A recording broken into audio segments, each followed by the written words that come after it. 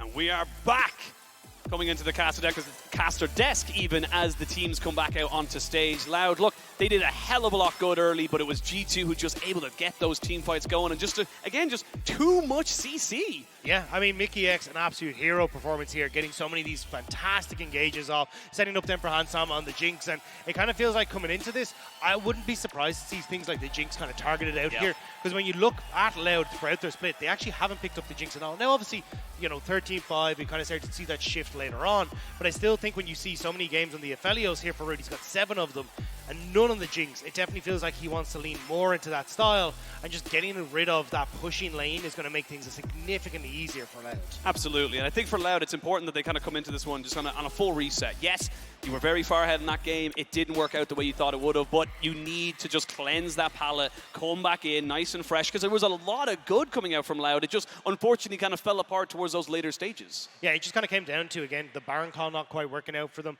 the overextension on the inhibitor in the bot side, just 2 small mistakes that really came back to bite them. But, I mean, you still feel like Loud, they have a lot more to offer coming into this, and I think it's going to be a case of, can G2 get better control over the early game? Can they find something that's a bit more reliable for Caps? Because honestly, the Nautilus didn't impress me at all. It then ended up kind of feeding over into Yike, who couldn't invade because he had no mid priority or even be able to work around mid. So I definitely think we will need to see back to the drawing board for G2 here. Yeah, because it felt like after that first gank where you get the flash hook and it's like, oh, this is it, and then you don't really go back to that because there's never really a world without the flash that the Nautilus can get on top of the Ahri. It needs to be an element of surprise from that point. So it kind of fizzled away, as you mentioned. And now for G2, need to see a stronger early game. Need to see them kind of getting control of this game and not letting it just kind of come down to kind of a hands diff almost in those team fights. Yeah, great play though from Broken Blade, as you see on your screen there on the top side. Darius coming through, making it very uncomfortable for Robo on the top side. I think, again, like you saw so many members of G2 stepping up in team fights. It feels like if Loud can try and get control and slow down, kind of take a breather before we come into these fights, maybe think twice before they go for some of these big objectives, they can definitely take this game and push us to that game 3. The big thing as well for G2 kind of side of thing is that like Yike has sped run himself through the league scene, kind of started off LFL 2, Division 2, won the LFL Division 1, won the EMEA Masters, then moved on to the LEC, won that in his first split, and then performed exceptional on that in Italy in that game 1. But it's also just how quickly he did it. It's 1 year Div 2, 1 year Div 1, 1 year in EU Masters, 1 year then he goes on to LEC. It's been a very much, you say, speed run the entire way through. We'll have to see now if Yike can get himself back on towards something a bit more comfortable. Looks like at the moment, Loud going for the exact same ban, same with G2. Nothing is changing up here. We'll have to see again if it's going to be that last ban, Annie coming through for Loud here. Yeah, we'll see if they want to go for it, or if they do end up focusing out that Jinx like you mentioned. But curious enough, actually, Loud chose to go onto the red side this game. They said, look, we're happy with this. And I do think I kind of agree with them to a certain extent that like it kind of just came down to a little bit of misexecution in that game 1. Everything else they did was absolutely fantastic. So if we see the exact same drafts here, I don't think Loud are upset. Yeah, it's just that wasn't massively impressed by the Nautilus. G2 look like they want to go back towards it though, and they will. Just going to keep that flexibility open. We'll have to see if they're going to have a better time in the mid lane here, and will Loud just answer with the exact same things. Take the Aphelios for yourself, make sure that you're happy there, and then just take that Sejuani for Croc in the jungle too. And the big thing as well, I think the thing is that, yes, the Nautilus can go into the bot lane and the mid lane. It's a bit of a flex for G2. It's also denial away from Seos, because he's almost exclusively played it throughout the entirety of the CB LoL, and when he hasn't played it, he has kind of defaulted back to a couple of enchanters. It's been things like the Nami, the Rakan, these things he's kind of looked to go for. I wouldn't even mind if he went for the Rakan here and just kind of say, okay, take the Nautilus bot lane. Yes, it's a bit of a soft counter matchup, but a huge engage potential with that as well. Yeah, I mean, Rakan is incredibly strong, but it's a good answer into the Jinx as well, but when you're not sure what the Jinx is, I think you do leave it for a little bit. Looks like Croc isn't going to go towards the Sejuani. Now, I'm a little bit worried because one of the things with the Sejuani is obviously she likes having those melee matchups in the mid lane, so something for a Nautilus in the mid can work quite well, but it definitely feels like when you've got the Nautilus, they want to pair with the Nidalee, there's the Jinx, and now the question is, do you try and take this Rakan immediately for yourself? Do you go for something like the Thresh? Are you happy to just go with the Tam Kench once more? Because honestly, the Tam Kench did a lot of work, as the desk pointed out, against this 1-2 combo of the Nidalee and Nautilus. It really did. The Seos, was around the map more than he was bot lane, in my opinion, as well. So he was just covering a lot of what Yike could do. We'll see what they end up kind of going for right now. Again, I wouldn't mind to see them take up the support here. It would mean that you are kind of getting, you know, more pressure down there. Or maybe they go for top lane, get the Jax, and now you can ban away things like the Fiora and the Camille, get those off the board so Broken Blade can't really go into that matchup. Yeah, still though, we've seen that Broken Blade has a lot of picks that he's happy to play into this top side, so I wouldn't be surprised to see still have an answer in this top lane. We are going in towards the ban phase though. Gragas immediately taken off the board here. I still think looking towards like Threshes and Tam Kench is probably G2's best bet, just because, again, you saw what happened the last game where you had that safety net. I think removing that is going to make things significantly more comfortable. But you could also be looking towards the Ahri. It's very difficult to lock down the Ahri for the Nautilus, so maybe just say, hey, look, it was too big of an issue last game. See what they want to go for. They're taking their time with these bans. They're definitely thinking about it. They go back towards that Blitzcrank again. No point in having a Thresh or a Tam Kench on your Jinx if you just get grabbed over a wall. So not too bad to get that one off the lane. And then we'll see where Loud want to go for. Because Loud could turn around and say, look, we'll ban the Thresh, and then you either have to ban the Tam Kench or we take it. Yeah, I'd be surprised to see them... I wouldn't be surprised to see them ban the Thresh. It was the exact same last game, right? We're seeing very similar drafts nearly, apart from the fact that we're actually going to get the Darius ban instead. So respect being given to Broken Blade. But I think, as you say, now it's a question of, are you comfortable taking the Thresh? Because it does offer you the safety, still a little bit difficult when you're up against the Nautilus and the Nidalee to try and save someone as well as the Tam Kench can. But that is always an option, and just denying that away from Mikyx as well. So when they'll go for, and again, the engages from Mikyx on that rail in that last game. So many multi-man Magnet Storms coming in, and it just really felt like he was just the ultimate engage they needed. They go back to the Leona, so it's been the exact same picks and bans from the side of G2. Slight alteration from Loud, but basically the same kind of pick order. They've got their jungler and their top first, and now they're going to be trying to round out their comp with the support, and you would imagine the mid last. Yeah, it's kind of hard to go towards the Rakan in this situation because you are up against the Nautilus. If you end up getting ulted, well, you're just bringing that into the rest of your team, which isn't ideal. So we'll have to see if it is just going to be an answer with the Tam Kench, and then keeping that counter pick for Tinhones in the mid lane. I thought it was really strong on the last side, and it looks like they're going to do it once more.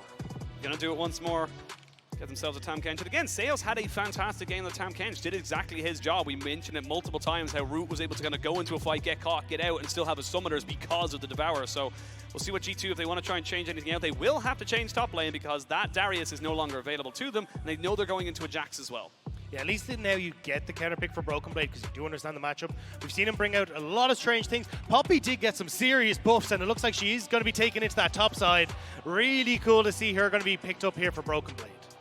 We'll see what G2 want to round out their composition with. They could go Hook City as well, but right now, there's kind of flicking through a load of different options. Nice smile, a smirk on Mikyx's face as they look to try and kind of round this one out.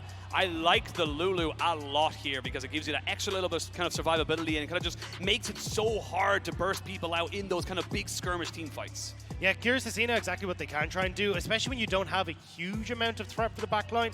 Like, yes, you've got a Wukong, but he's going to struggle against something like a Lulu, even having the Poppy there to keep Jinx safe as well. So a huge amount of this game kind of coming back to once more. G2 saying, hey, we have great wave control. We have great opportunity here to set up this long range once more and make things awkward. It looks like Tinhones going to go back to what we talked about in game one, having another engage tool there to try and give threat towards Hansama in this game. And I mean, big amount of CC that can go down on a single target here. You've got the Jax with the Counter-Strike, the Cyclone from the Wukong, and of course the Glacial Prison, or Glacial Tomb, I should say, from Tinhones. So lots to be able to kind of be afraid of there. But for G2, plenty of engage. Very almost identical comp that they had in game number one, where they're looking for Hansama to be that big damage alongside Yike. And it does feel like, again, we're kind of seeing, as you're rightly pointing out, it's like Broken Blade, I am PL tank. I sit in front of this and make sure they're safe. You got your engage coming through from Caps. That's the setup they want to try and play around. And it is up to Loud to see, can they get those engages to disrupt? And I think with the Lissandra, it becomes a little bit easier than with the Ahri, where you're trying to land a charm. It's that single damage CC. Whereas when you look towards this, threat on side lanes with the Jax as he starts to scale later, threat as well with Tinhones for Hansam on the back line. This is going to be a game where if you can get Loud having that strong early game once more, they have more tools to try and punish G2. Yeah, absolutely agree. And I think G2 are kind of bringing a lot of kind of, confidence, I would say, but also a little bit of shakiness. Maybe the nerves are going to be off now. You've had your first game on stage. You can build a lot more from there, but this is only going to be second. Build items. Build items. Yeah. You know what? You're bang on. You know what? You're so sharp. You're the best tool in the toolbox. But again, looking at these compositions for Broken Blade, I was just given it by my assistant, Quickshot. Second ever time Broken Blade has played the Poppy on an international stage, and he's got himself a win on that last one. I love how even when he's not on the cast, he just needs to get the quick stats in anyway. Absolutely. Regardless of what has happened. It's Quickshot's world, and we're just living in it. But London, we are jumping onto the rift. G2 1-0 up. Loud need a bounce back, or will the LEC number 2 getting themselves a clean 2-0? We'll have to wait and see. 30 seconds until Already you can see the game plan here for G2. Trying to move into the spot side. They want to get vision, so you can start to get that push for G2. Make sure there's no funny business sort of happening here. Already vision cleared out. G2 looks like just going to continue to push forward. Looks like the invade is actually going to be the case here. Great level see if they one. can spot out Croc. Great level 1, and a huge amount available for the Loud side, but they just get themselves some vision. They know they were spotted out because they cleared out that ward, and they backed themselves away. So Loud, very respectful in that sense setup right there. But again, you're always going to be very wary of a Nautilus at level 1 because of the sheer amount of CC he has. It's disgusting. Yeah, I think this is kind of where you get that push-pull from G2. Caps, obviously, in the Nautilus is going to provide that engage, but he's going to have to be that big setup for them. If Caps isn't there, a lot less threat here from G2 on towards Loud, and it's going to be a case for Broken Blade of, hey, I will stand in the front line, I'm going to try and disengage every time Tin Owns tries to go in, anytime we get Croc trying to go in, and it's about trying to keep Han Sama safe. Poppy did get some buffs coming in on 13.8. She does more max health damage by 1% from 8 to 9. She gets increased resistances as well off her W, the steadfast presence, so definitely going to be something where she's a little bit tankier and can be that big front line. I have good news. Croc started with items. So it's Croc will get level 2 from his buff, even if it's not contested, and he will get himself a little wins, little kind of silver linings that come into this one here. But again, it's the international stage. Those little mistakes can happen just because you're almost over ready for how much you have to bring in and kind of push yourself. But Broken Blade having a bit of a better trade now into Robbo on that top side, but it's going to be difficult for really to kind of get that push back until he gets a couple more levels in that queue, gets himself the buckler to kind of keep the shield up, and that's when we're going to start to see the Poppy have a little bit of a better time into the jams. Poppy is actually quite a tough to deal with in lane because, as you say, she's got that passive, but also just the fact that you constantly have to prop the grassy and dying with it. Hard to trade back because the steadfast presence prevents Robo from being able to leap forward. You also get the speed up on the little runaway, so it makes it hard to just land that counter strike. So overall, pretty decent matchup there. We'll have to see if it is something where G2 can kind of weather the storm up there and continue to put pressure here on boss. Smite on Croc, no smite, and he gets it, but he's gonna die. 1v1 me, bro. Mikyx looking for some supportal combat. He pops off in the last game, and now it's first blood for Mikyx as well. This is exactly how they want to try and play off the last game. Get Yike to go for these invades. They spot Croc off the bot lane push, and that's such a great start for G2. Massive momentum there, and it means that they know they have no fear in this bot side. They can continue to push that one up forward. Robo will put himself in that top lane to try and crash this wave, but again, so difficult against a level 3 Poppy. You talked about it. Even a steadfast presence means you can't even, if she gets on top of you, you can't leap away. Yeah, and that's where it's just going to be a case of continuously trying to see if you can get control here. Even the fact you can go for something like the Osborne Gauntlet. But as you say, bot lane, Caps on the roam. Looking for a javelin, but they won't get it. They need to clear out this wave as soon as they possibly can. There is a TP here on Tin Owns if he wants to try and use it, but he would love not to. They're going to get the traps down, and they're going to jump on the Seos, but he will not go down just yet. The minions are here on time. Cap Spider-Man's himself away, but there is a Gravitum. Do they have anything else more? No, you survive the bot lane gank. Good from Loud. They used a lot from their own side, but they gained a lot more potential in those other lanes. But again, Caps gets the reset. He'll have the TP. He can get control of mid. You can honestly come back for this play once more if you want to. Caps! Ooh. You could feel the wind whispering past Root's ear there. But Croc will use this as an opportunity, knowing there's 4 people on that bot side, get a little bit of an invade in. And we're seeing a bit of a swap in terms of where the junglers are highlighting now in terms of their pressure. This, though, we're just getting replay. Great invade coming through. Yike clears his bot side, immediately starts to move in here. And Croc, there's nothing he can do. Yes, he does get the buff, but doesn't realize that Yike is there. And then with the Ignite coming through from Mikyx, they managed to take him down. Yike even had an insult to injury, getting the 25 gold off the creep. But the clone even, but just about. Robo not having the fun time in this top side. No, Robo is going to be forced to go back. He has got a TP. The wave is crashing into him. Not the biggest thing in the world, but G2 starting this early game much brighter than they did in the game number 1. TP now coming through from Robo back into the top side. Mikyx is here. Yike considering moving up. Caps also has push in mid. This could be a dive once more here. Looking for Mikyx, and they're bringing in the cavalry as well. Yike and Caps trying to push more pressure down here onto Robo, but can he get away? Can he get himself level 6? That's the question. They're going to look for him now. There's going to be the counter strike to try and get him, but they've just got so much CC. He flashes over the wall, but the buckler gets him as well. So that's going to be another clean dive for G2. He didn't stand a chance. And this Nautilus is continuously getting that push and just being able to roam to these sides. Again, because Tinons had TP to the bottom lane, Caps just has quicker tempo to get back to mid, immediately shows one wave, and 30 seconds later he's in that top side. Fantastic stuff from G2, and controlling the early game much better than they did in the last game. This feels like what this is the power of the Nautilus, because now he's going into a 1v1 against Tinons, who should be fine, has got the Glacial Path, but getting these constant ganks off seems to be the reason you pick this mid. Yeah, and it only took several years for Caps to kind of look at me and go, you know what? That is a good idea. I will What you do did to that. me in 2019 wasn't okay. Yeah. And now Tinons is kind of feeling the brunt of that. Loud, though, are using the fact that you got push and bot to start getting this Dragon for themselves, so at least they are starting to get some control over some of the objectives. But I think the big problem is going to be when we start to look towards the Rift Herald in just 2 minutes' time, where you can push in bot, start to rotate your bot lane up. Broken Blade already has that big advantage. She completed. Cap's going to be sitting on the opportunity with that ultimate to look for picks even beforehand, make it very difficult for Loud to play the game when they don't have flashes on their top lane. Skirting around the vision here. Tinons does have flash. Yike. It's not level 6. Ooh, misses the javelin. And they can turn back down onto Caps here, who's going to have nowhere to run. 1 or 2 more auto attacks will be good. Good flash there from the Wukong. And a bonk on the head means he goes down. Yike had just got himself in on top of this. He's going to be forced to flash, you would imagine, and keep himself alive. But Loud saying, look, don't disrespect us. We're still got a bit of firepower. And every time we've seen them try and make a play here in mid, G2 have crumbled. Tinons and Croc have got the better of them. Game 1, who's the difference maker? Game 2 comes back to hit them. But Mikyx and Hansama, a lot of control on the spot side. Should be able to get a plate and may even deny some of this wave as well. Root can't really walk up here. Yeah, a lot of this wave is going to go up to the wayside here. They'll get the XP, but will they be able to get the gold? That is the question here. And you can see, look at the CS difference leading to about a 600 gold lead in favor of Hansama. And you've got Ignite available for Mikyx. Did lose his flash.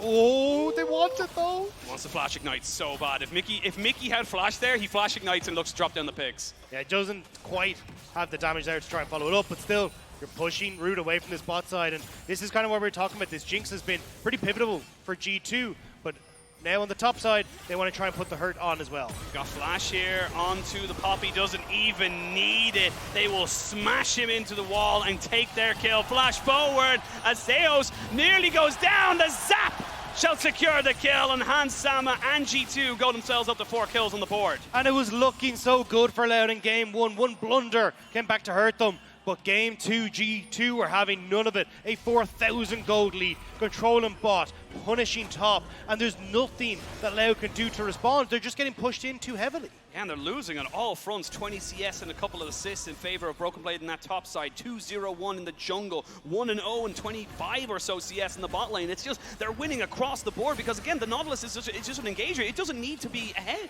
Yeah, but you can see when it starts to fall behind, it doesn't quite work out. This game, though, G2 have been doing such a good job of playing around it. Getting that push in mid, getting the invade on bot side, putting Croc behind, just making sure that it's not impossible for them to really do anything in this. Now, Sales trying to move in towards the mid lane. He does have Croc there, but I don't really think there's much you can do to respond to this Rift Herald. No, not really a lot. You can kind of challenge that one well. Loud did pick up the first dragon. They picked it up fairly early as well. So they will be able to kind of go out.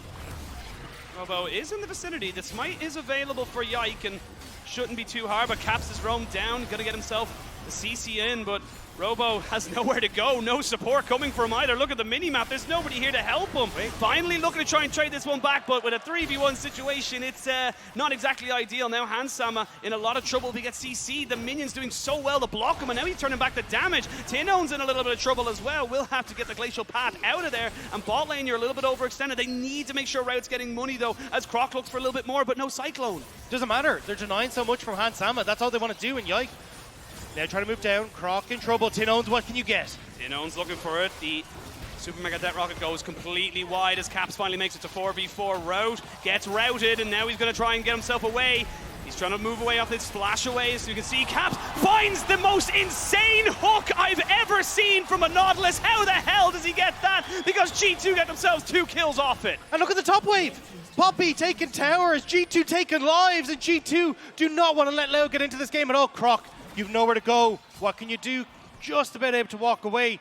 Yike wasn't certain he was able to take that with Tinons there in the wings. How the hell did Caps land that hook? That was absurd. There was so many people ahead of him, and now you're looking at a nearly 6,000 gold lead for G2, and we just hit 10 minutes. And this is what we talked about. G2, when they get leads, do not let their foot off the gas pedal at all. They've been incredibly good all LEC long of pushing their advantages every time they get it. Bot lane, ooh, Root taking a little bit more damage than he expected. But like when you actually look at their stats, it's been absolutely insane. Like goal difference of 14, they're first. When they look at their when they look at their kills, they're first at 14. This is what happens when G2 gets a lead. And even here, Hansama, great zap, setting up for Yike, and then Caps just coming in off the side, managing to just barely eke it around everyone to get it onto the Aphelios. Angelina Jolie curving a bullet right there for Caps and just getting so much off it as well, because again, if he misses that, it doesn't really make a big deal. He'd probably lose the Tam Kench anyway, but the Aphelios gets out. But huge moment. I don't even think Romain thought that hit. Yeah, Romain looking significantly happier than he did in game number 1, and he has every right to be. G2 are not letting up. 3-0-3 on towards an Italy. Yike very quickly getting towards that Night Harvester, but a lot of this game once more has been Caps getting control over the mid and starting to actually get the roams down. Snodla's looking so much better, and now you got the first tower up in top. Bot lane is not going to be long to stand as well. Ball back towards the Dragon as that's a solo kill. That's a solo kill. Broken Blade just going solo bolo and takes down Robo. I mean, easy pickup there. Poppy doing work. The Divine Thunder already completed, and Robo's just gone. And now G2 are like, fantastic. We have a TP on the Poppy. We can just start up this Dragon, and there's not much that Lau can really do. Even Mikyx. Oh, Croc, you don't want to go there. They don't want to try and go in on top of that, but they're trying to hard force because they have to. They don't have a choice. Now the Lissandra is in, but you've lost your jungler, and you have to run away. Hansama with a little bit of a reset, zapping in, and Yike picks up a kill. He can continue in. They can look for a dive. It's a zoning spear. Maybe not a zoning flash, as Yike wants to try and get involved here. Moving in underneath with Sales here, but you've nowhere to go. They got to Devour. That's the big key thing here. If they try and go on top of route, he will get devoured in. Caps misses the hook, and they're getting a TP in as well. That's going to be Robo coming in. The knock-up is good. They're turning it back with the Moonlight Vigil. G2 may have bitten off a little bit more than they could chew, and Loud are not done yet. It's a small silver lining, but they're still fighting with everything they've got. And the lining is starting to tatter as well, as you can see Poppy pushing in the mid. Yike sitting around here. Hansamo, what can you do? Eos does get zapped, does have flash, needs to try and get himself away. These traps have been disgustingly accurate as a hard engaged tool. Yike tries to look for something here as they continue to go for this one. Caps is coming in the Poppy as well, but Croc has come back. Round 2, let's fight. Broken Blade behind the tower, looking for the flank of ages. Does have himself so much, but they got to devour. He got nobody, but the Tam Kench had to sacrifice his life. It's scrappy, it's all over the place, but it's still G2 in control. It's still not done. Tinone's moving down. He has flash, he has no vision. Can he set up? Mikyx got no to spot vision. him out. They're looking for him. They're looking to try and get in with the Croc Cyclone as well. He can't get in front of it. Yes, he can. 4-man Ring of Frost, and now there's time, LL. You need to go for this, but they're just too much damage. They're just too far behind, and G2 will trade it back 1-for-1. A last-minute wild growth will keep Yike alive, but again, haymakers back and forth every time, but this time G2, they're dodging a few that Loud are throwing, and they're picking off a few themselves. Croc, you're out of there! Run away! Run away! He's nearly taken down by the buckler, but shall just survive, and oh my lord, Dagda, G2, they are just caking everything in their stride. Loud are trying to just knock him off the horse, but then they're kicked by the horse themselves. They're not getting a chance to even get up, get into a riding position, because when you look towards everything G2 have, Night Harvester completed, Kraken Slayer completed, Abyssal Mask completed, Divine Storm, they are so far ahead of their counterparts across the board. Loud just can't keep up. We're nearly 14 minutes into the game, and that's a nearly 10,000 gold lead we're looking at for G2. It's absurd. We still have just lost the turret plates there, and that is just a crazy advantage right now. We're already getting second Rift Shout in a second. Like, they're going to be able to crack open mid lane turret. They can look for a second. Like, it's not even a Baron that we're starting to stare down. This is G2 fully in control, and this is the G2 that was so terrifying in winter and what we expected to see in playoffs, but missed in spring. And that's the big thing. We saw the turret plates going down there. 2 full turrets of turret plates went down in favor of G2. It led to about 1,300 gold in their favor. So just so much being able to kind of go for them there. And they're kind of continuing on. Yeah, they're all ahead. Yeah, but that's the thing, is like you can see Caps in the mid lane. He's been involved in everything, but he's been dropping waves for. And this is a style that is high risk, high reward, but G2 are taking all the rewards and might take sales as part of that as well as a bit of a bonus. But mid tower under siege, Croc trying to move into position on the wings, but actually going to start moving bot instead. You can see they want to try and put down damage. Your Gale Force in, but again, the Aphelios just won't do that much damage until he gets the third, fourth item, and then right now they're just kind of struggling. Shirley is going to be picked up here by Mikyx, and that's going to give them more pressure around the map wherever they decide to go for it. And this is the thing as well, you've got double TP here for G2, so they can cover all the side lanes, and that's a lot of damage coming out from Hansam, and it's just kind of going forward. He doesn't care. You have to be so careful as Loud. G2 own the jungle. Mikyx will be spotted, but now Cap's leaving off from the top side as well. That's why Rude has to move away from this, and it's causing them so many issues. Look at the amount of wards that we actually have on this top side. Thank you, observers. As you can see, it's just littered with the control that G2 have. Yeah, I mean, look, they're just getting everything. Wards, traps downs. You can't sneeze in this jungle without G2 knowing what you're up to. And now they just gain that control. They still have Shirley for Mikyx, so they can drop down the Rift Herald. They might not even need the Rift Herald. There's no one to defend. Yep, they're easy. Still keep on to the Rift Herald. You still got Caps pushing in top side, and Mikyx just threatening up towards this lane. You can even see there just the whimsy, making sure G2 can move up here immediately. And Robo, what is he do? Just going to back away, but the tower will be forfeit. Dead, yeah, absolutely dead. They might even crack open the base here at just under 16, or just over 16 But minutes. need the charge. Shirley doesn't even get to do her favorite thing. She doesn't even get to get the head bop off. She'll get it on the next one, but again, how do you stop this as the side of Loud? Well, you stop it if everyone else just goes away, and you won't lose the tower. But I mean, you've lost so much control around the map. G2 want to make this a statement game. We're here at MSI. They want to try and push this one quick. Only the bot tower remains, and Poppy for Broken Blade already moving down to try and collect that wave and just keep Loud in their base. We still have 3 minutes until the Baron. Dragon is up, but G2. Oh, they're looking for Zeus. They're going to jump over the polymorph. The heal is good, though, onto the Tamken. She's tanky, but not tanky enough. The hook is fantastic, but it's onto Jax.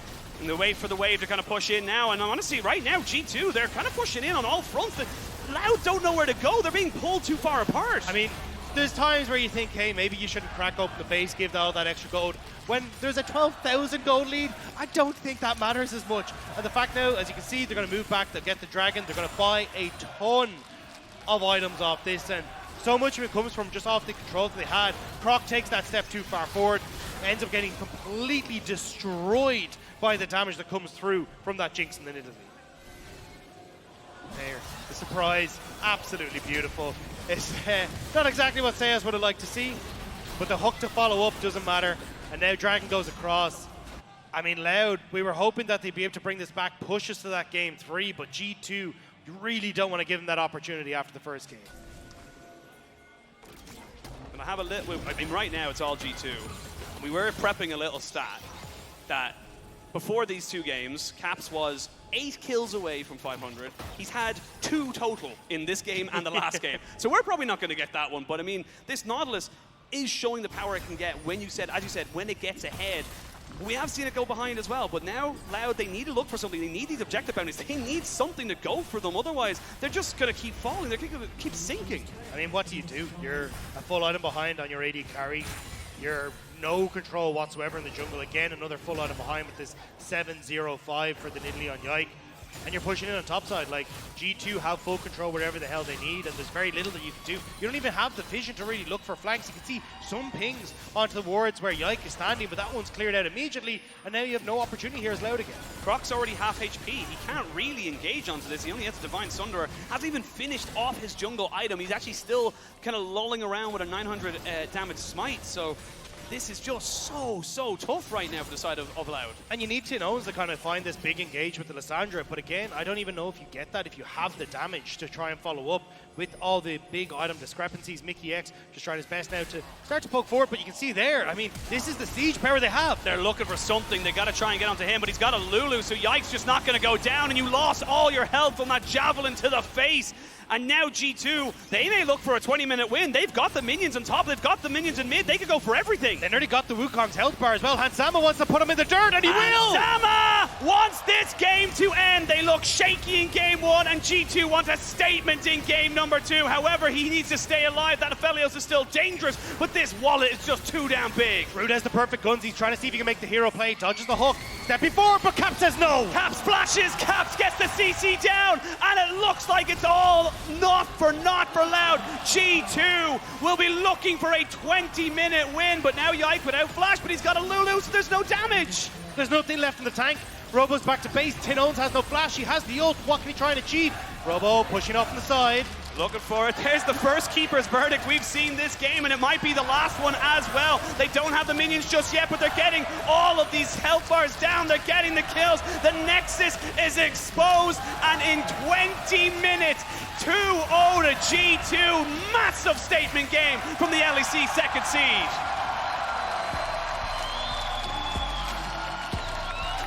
G2 threw down the gauntlet there. A team that was questioned coming in 4th place in Spring Split. Can they step up? Can they right the ship? And this was it. Caps, fantastic performance, constantly roaming on the Nautilus. Yike getting to fall back to those carry picks that he's been playing right the way back when he was in the LFL, when he was playing for LDLC. And again, Mikyx and Hans Sama controlling and dictating that bot lane made it impossible for this Aphelios to do anything. I mean, it just felt like once that Wukong got killed at his blue and the Lulu got double buff spot, that was it. That was the tone of the game set up for G2. And Loud, I mean, they tried their best. I mean, I'm glad to see them going out swinging. They tried to make things happen, but there just wasn't going to work out. They just found themselves in too many holes that they couldn't get out of. And it's sad to see. I mean, especially after that game one, it felt like we got to see what Loud are capable of. One blunder leads to a second that they just end up falling short. But this one, G2, complete dominance and complete control. They never gave them a look in at all. And as you say, like, the Lulu getting that first blood, being able to keep control for Yike in that jungle, the vision control they had, there was just no answer for them. And I mean, this was a huge series for G2 as well, because again, 4th in Spring in LEC, not really a lot of confidence from people. A lot of people kind of questioning them coming in. Of course, we had Raz mention that Elyoya says, no, we believe that G2 are still the 2nd best team coming out from LEC, but it needed this kind of performance. We needed them to come out all guns blazing. I won't lie, I was a little worried after game 1, even though they won it, but this game 2 was definitive that they are going to come out here and try their absolute best and be at their absolute best. Now we'll have to see if G2 can continue that streak. They'll be going up against PSG Talon later on in the tournament. Loud will be dropping down to play off against Detonation Focus Me, as it will be the decider for Group B. But, I mean, G2, PSG Talon. PSG Talon had a dominating game 1. Yep. We got to see exactly how they wanted to play the game, even playing a much faster pace, I will say, than what we saw domestically, which I'm excited about. But Broken Blade, as a mouse, you can see the confidence that G2 have, and that's a scary position if you're PSG. He's just telling everyone how to play League of Legends with a mouse. You know, don't leave your mouse at home. But I mean, look, great win there from G2, and I like that you bring up the PSG point as well, because PSG also had a game where they should have lost, but then came back in that game 2 against DFM. Game 1 dominant. It was almost the reverse here for G2. Very rocky in game number 1, then swapped it up and really picked up the pace there in game number 2. But I mean, for Loud, there was so much positive coming in from that game number 1. We had so much praise for them, and it really felt like we could have, built up so much for them. And I feel bittersweet, really, to kind of talk about that, because again, I was coming out so hyped for them. It just nothing happened after game number 1. I felt very sad for them, because when you actually look at how much control was offered coming through from Mikyx, when you look at the control the Nautilus had, everything had kind of been shut down in those early stages coming into game 1, but you can see the difference when it actually starts to get the ball rolling. Even though Yike wasn't fully proficient, I would say, with some of the accuracy on the Nidalee Spears, it still ended up coming out trumps, and there's just not really much they could really answer for. Again, control mid, control bot, massive control for the Poppy in the top lane. Like, where do you try and find that footing to come back into it? And this is then the question for me as well, because we come into this one and see, what do you do now as G2? I want to see them without the Nautilus. Maybe PSG come in and say, look, we banned that away. Maybe we get rid of the Jinx. I need to see a couple more kind of, flavors from them, shall we say, before I'm 100% convinced that they're back and in form. But that's the big problem when you play against G2. It feels like they've got so many of these little picks, right? The Draven for Hans Sama. Now you're adding the Nautilus. You saw the Annie that was banned away. The Kennen as well for Broken Blade in that top lane. It feels like there's so many things that you have to deal with for the squad, and you just don't really know where you're supposed to start throwing these bans, especially if you're on the red side. Yeah, and I mean, look, Caps kind of came back, the Nautilus obviously does work in certain senses. Didn't have the greatest one ever in terms of game 1, but game 2, it definitely worked out. But let's hear from Mikyx and Yinsu in the Verizon post-game interview. I think I heard you toss to me, so I'm just going to speak. Thank you very much. Guys, I'm joined by Mikyx from G2. First of all, congratulations. And welcome back to MSI. We have missed you. You're technically still undefeated. The last time you were at MSI, you lifted a trophy. Do the vibes still feel similar? I know it was a different team from back then. Are you guys still as confident as you were in 2019? For sure, yeah. I feel pretty confident in the whole team. I guess it's my first time doing play-ins, so it's a little bit different. I think we can learn a lot from it. And yeah, I think we're going to do well. Now, Nautilus is your 4th most played champ. I don't know if you knew that. You have a pretty good win rate as well, 62% win rate, not too bad. So when that's getting locked in, we just assume that you would be playing it. So talk me through what you've been cooking. Why is Caps playing it? And how much help have you needed to give him? Well, if you remember 2019, when DoMB played Nautilus mid, Yeah. it was a bit strong. So, well, after I think he got buffed recently, we started trying it a little bit, and he's been spamming in solo queue, and he got the rank 1 with it. So, tried it out in scrims a bit, worked really well. It's like really good to draft it, and he did need quite some help. He was quite an amateur when it came to Nautilus when he picked it up, but I taught him how to play it. So. How much hours did you have to put in to teach him? You know, what are the things you have to look out for when you first have to play Nautilus? I don't know, way too many. I think if you saw the second game especially, those hooks were going wide, so he had to just flash auto attack, so he can't miss it. There was a couple of hooks he landed that was quite spectacular, though. Yeah?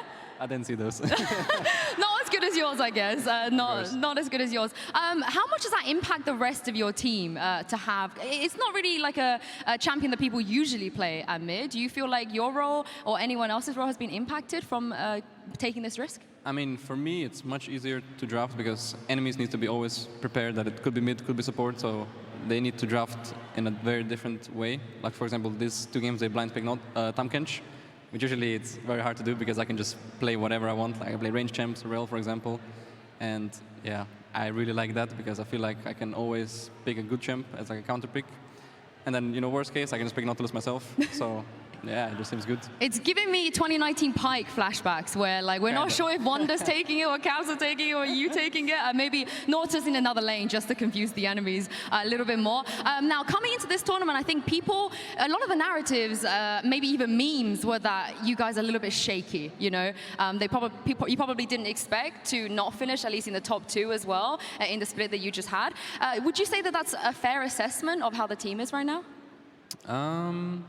Well, I think myself and my whole team, we still think we are the best team coming from Europe, and I think we're going to show it this tournament.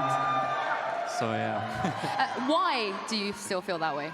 I feel like the Mad Lion series could have gone either way, and then I feel like that was kind of the real final. So whoever won that won the split. Turns out it was Mad Lions. Well, do you think being the best from Europe is enough now? Other regions have an extra team as well. I know last time you were here, you didn't have to take on 2 Chinese teams or 2 Korean teams. And now if you do make it quite deep, that could potentially be an option that you have to face. So how much harder is that for you guys? I mean, it's definitely harder, yeah. Like last MSI, we got NA to eliminate IG for us, so it made it a bit easier to win. Now it's going to be probably harder, but I do still think that LEC is quite strong, so I think we're going to do well, yeah. What about the other regions? Have you watched them at all? Have you been kind of studying what they've been doing? How big of the disparity, the gap is, do you really feel like? Well, yeah, I don't really think there's that big of a difference. I've seen a lot of people think that we don't stand a chance against LCK LPL, but I really don't think so. And yeah, I guess we'll see once we face them. We will see indeed. We will see, yeah. I mean, they believe. Now, today, I think a lot of people were kind of wondering with the patch coming in, some nerfs here and there, how much of champions like Annie or Wukong we were going to see. It turns out they're still in there. They're still a very high priority. What are your views on that? Because you guys at least have moved away from the Wukong Annie. Yeah, I mean, it's quite similar, I think, compared to previous patch. I think maybe jungle is a little bit different with Nidalee coming in. But yeah, some junglers are a little bit worse that got nerfed, but people still play them because I guess they're just used to them, and yeah, they don't really see the difference, I guess. But I think for bot lane it's kind of the same, and yeah. Last question, another Nidalee on your team from a different player. I know you might have some flashbacks of some of the spears, the zoning spears, right? Yeah. We've seen in the past. So are they zoning spears still here? What do you think? For sure, yeah. Yike needs a lot of practice on Nidalee. I used to be Nidalee one trick myself in Season 3, so I think I'll give him some tips after this game. So.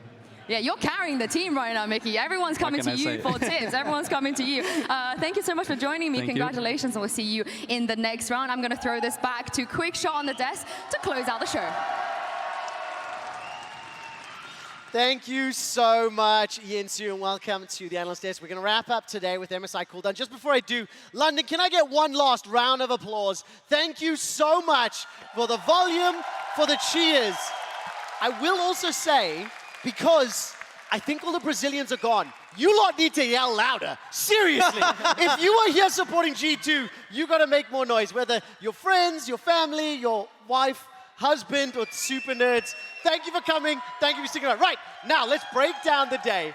Let's start by talking about how number 2 seed from Europe, G2, I never doubted them. I knew they were going to win. Hey, wait a minute. He was going after you guys. He thought Loud was going to win. Oh my God. How did they do it, Raz? It was phenomenal. I mean, they doubled down, literally pick for pick, going into game 2 with game 1. They also didn't think that the draft was a problem, and they just executed better in the level 1s going forward. So that was just much better from G2 overall. It's just about making that Nautilus a statement as well, right? Yeah. You go into the later stages, maybe it's not that good, but it looked good on stage and play-in, so now you're going to have to ban it, right? So I still think that G2 came in, and it was a first game on stage. It certainly looked like it. Loud came in swinging, yes. And I was really hoping for third series as well to see more of this, because a lot of action, maybe not the best in terms of macro gameplay in the first game of the series. Fair point. But You know what I certainly love it's so very much? interesting. After the first game, Mick and I were busy chatting about it, and I was like, that was so fun. And he goes, what am I meant to do?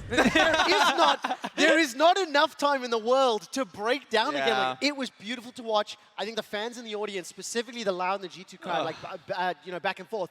But it did then raise some questions. G2 answered a lot of them with that dominant winning game 2. They did, and I think the draft is something that I also kind of looked at because the Darius was banned. Yes. And we saw the Poppy, and then me and Goldberg were looking at the Poppy build, and I was like, oh, That's a why- Divine Sunderer! That's a Divine Raz, Sunderer! what did those 2 champions do? Read the line. Okay, let's see. 1+ player of the series, Broken Blade. Whoa, woo! Yay, this is not so much back. Gulborg, why did he get it? I mean, for sure in game 2, he had a very good performance on the Darius. Could have been potentially even better in some of it, but definitely the late game, right? This big swing later on was a massive performance, especially when you talk about competitive, because this is a Darius that actually had team fight impact, flashing forward, making the difference. Yes, and he just makes the enemy top laner really fear in the draft because of the flexibility that he has. They think that the Darius is a problem. Nah. Broken Blade could play whatever the hell he damn pleases, As right? long as he's got that mouse in his hand, you know he's playing League of Legends. And, you know, he Exactly. played League of Legends this game. Bit more of a facilitator in the beginning with, oh, let's dive top lane. But that just turned into, well, I'm going to kill top lane myself. Yeah, but the one with that buckler hit. There it is. Show that He's got that mouse. You're going to have to take this away from me to win. Oh, that's awesome. The color of Darius' passive managing to take off in game number 1. I will say when we zoom out, the Poppy wasn't on any of our bingo cards in Countdown. Definitely wasn't. So it was on Marcus bingo card.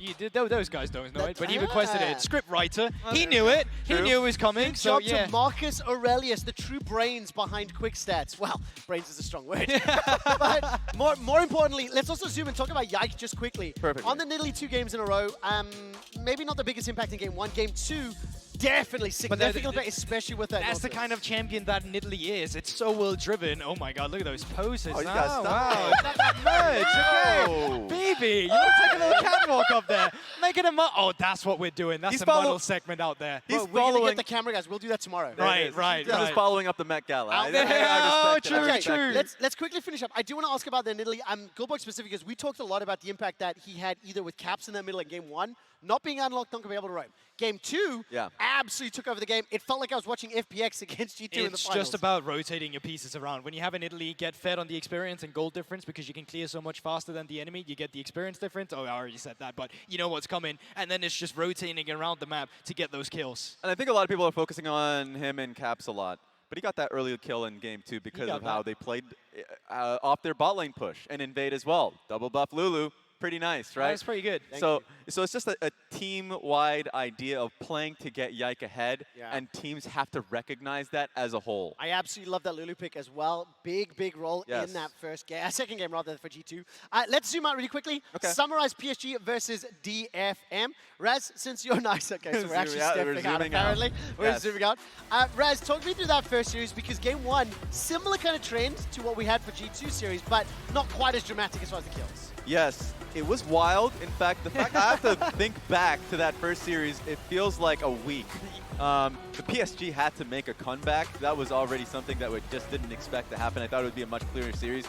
good on Nation Focus Me to really showcase to their fans and us internationally that they could take these fights. Yeah, I'll be honest, I aged a bit after today's games as well, bro, but I think it was really interesting with the FM and PSG because the script were kind of flipped. It was PSG who was so active in the early game, and that's not something they were doing too much of, regionally speaking. Yes. And then the second game, I mean, that could have gone either way in the late game. That was just crazy with all the team fighting that we saw.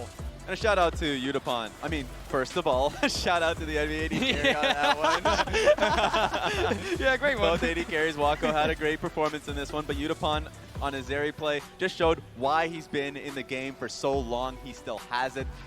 He was the reason why they were in it for so long, in that series for so long. And so it's interesting because off predictions, yes, 2-0 for both. And I can come out and say, I called it, but I didn't. That's the reality. I didn't. I didn't never see how doubted close. G2. I never doubted them. I knew it was going to be a TO. I was so convinced. I said it beforehand. You're not There's EU no Kobe. evidence. You got to find your own No things to evidence. say. You can't just take that. Can I give you some numbers really quickly? I'm ready for the quick one. 2022 Worlds, Yeah.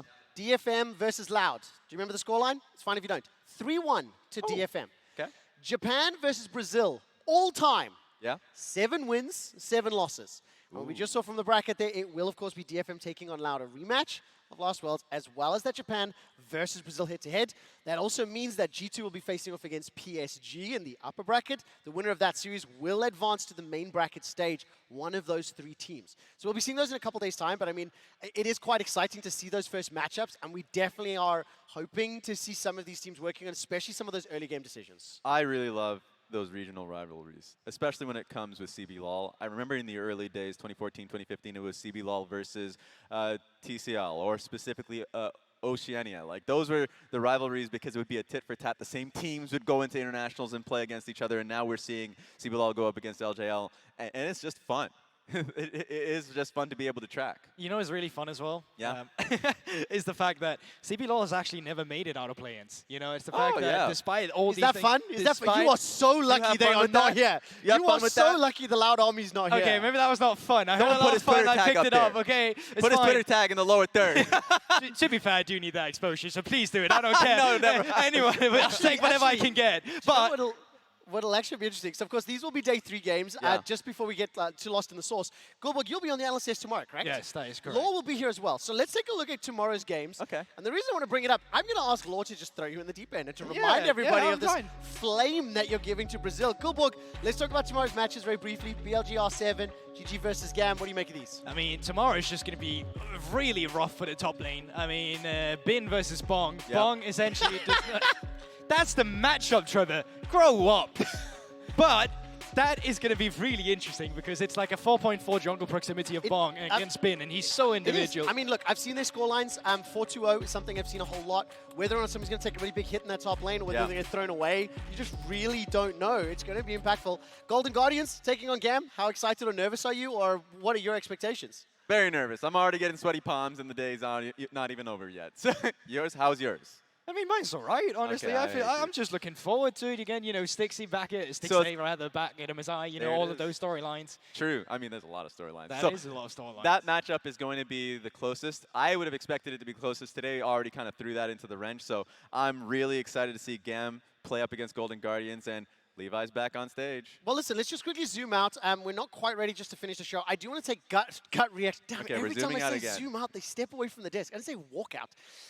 What is Don't your do that initial too. takes on sort of like meta champion picks that we see? We started Countdown by talking about some picks. I said zoom out, that's why they ran away. It's a really We're dumb zooming out, joke. bro, because you the wanna zoom out production the was guy? zooming in. So more Don't say it seriously, again or he's falling off. immediate reactions in terms of meta and champions. Did it go to expect? Did anything surprise you? That'll be our final The Nidalee thoughts. did surprise me. So I saw the buffs, and I just didn't expect it to So be. you called it and were surprised by Yeah, it. exactly. Yeah, because I expected to see a little bit of it. I didn't expect it to stay in competitive, right? Right. But the composition that we saw from G2 makes it really work. And so now we're going to be seeing more adaptations around that. I thought, okay, Tom Kench and all these things would make it harder. No, that's not the case. I think it's Nidalee here to stay. It's one of those picks that can be so feast or famine, which is why sometimes it's a bit risky bringing it out in competitive. One of the reasons we don't see Kha'Zix the same amount as well, for example, because it requires you to be played around. It requires you to get lead. If you fall behind, I mean, you're quite useless. It's always the take in competitive. Whenever you see a Nidalee work out one game, it's like, all right, well, we'll be able to collapse whenever the Nidalee invades, and she's not going to be as useful in the first 15 minutes, and you start going to team fights being useless. And that didn't happen here. In fact, that was a ridiculously fast game in game 2, so it's working. It was indeed. All right, so let's get ourselves set up. I was going to do a selfie, realize it's probably not smart because the ground picture. Let's zoom out. Let's go say our goodbyes. Come on, go on the wide shot. If you're here behind me, step back and wave. Thank you so much for joining us. Thank you for watching day 1 of MSI 2023. We'll be back tomorrow with the Group A action. Gulborg will keep throwing shade towards Brazil and CBLOL. That's what's going to be happening. That's going to be the joke of the week. I gave them a game today. You said 2-0. We will see you tomorrow. And I love you specifically. Goodbye, everyone. Goodbye. I love all of you guys. Oh. London! It's been 8 years, but we're finally back. Copper Box Arena, let's make some noise!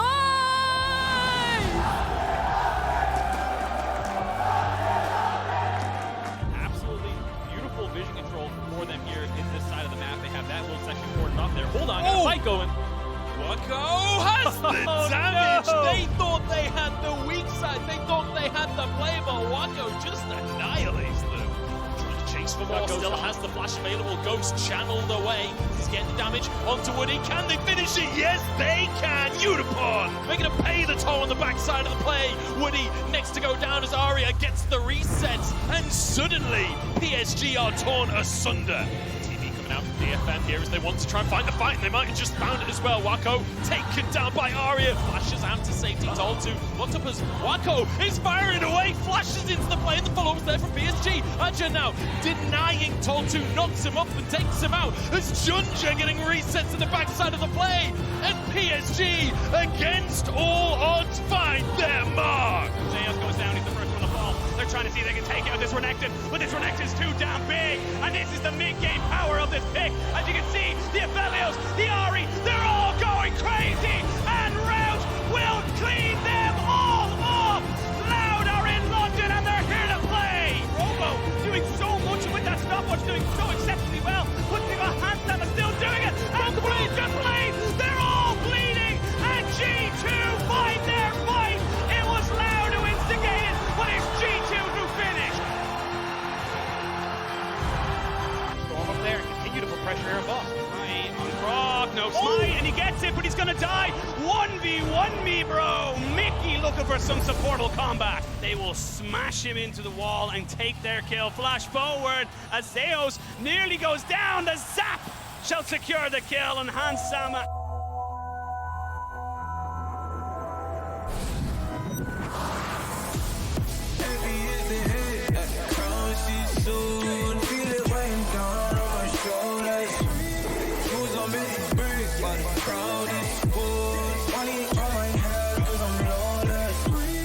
Taking over left, walking down this road. I got a late, hear the same.